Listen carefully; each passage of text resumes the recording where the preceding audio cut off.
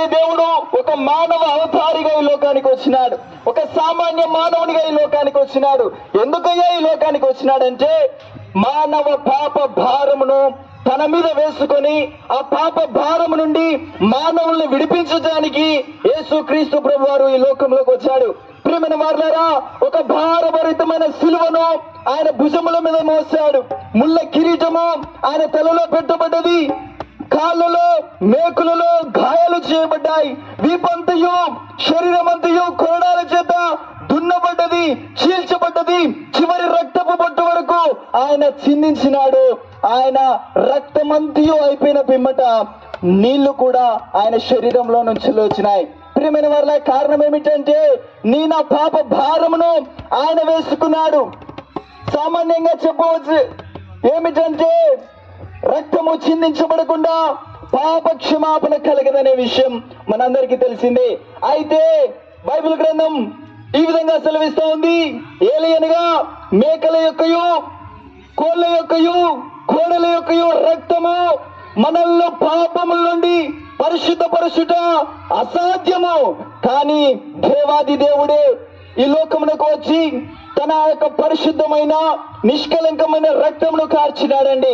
ఆయన జన్మలో పాపం లేదు, ఆయన జీవితంలో పాపం లేదు. ఆయన మాదిరికరమైన జీవితమును జీవించి ఇదిగో పరిశుద్ధునిగా ఏ పాపం లేనివాడిగా ఆయన సిలువలో మరణించినాడు. ఈ మరణమంతయు ఈ యొక్క పరిస్థితి అంతయు కారణం ఏమిటంటే ఆయన నిన్ను నన్ను రక్షించటానికి.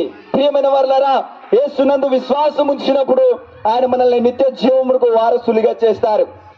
ఎవరైతే యేసు దేవుడని ఒప్పుకుంటారో, ఆయన మృతుల్లో నుండి తిరిగి లేచాడని, చనిపోయి నా కొరకు చనిపోయి ఆయన తిరిగి లేచాడని మీ హృదయం ముందు విశ్వసిస్తే మీరు గొప్ప ఆత్మరక్షణ చూస్తారని పరిశుద్ధ గ్రంథం బైబిల్ సెలవిస్తా ఉంది.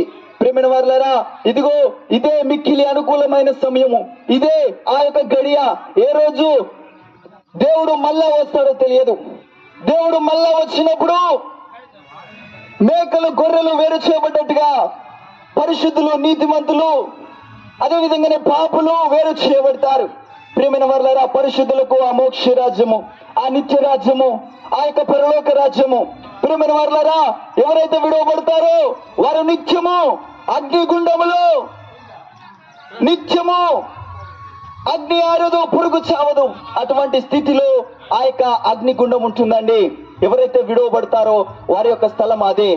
ఎవరైతే యేసునందు విశ్వాసం ఉంచుతారో వారు గొప్ప ఆత్మరక్షణ చూస్తారని పరిశుద్ధ గ్రంథం బైబిల్ ద్వారా మనందరికీ తెలియజేస్తా ఉంటున్నారు. ప్రియమైన వారులారా, ఈ మాటలందు మీరు విశ్వాసం ఉంచితే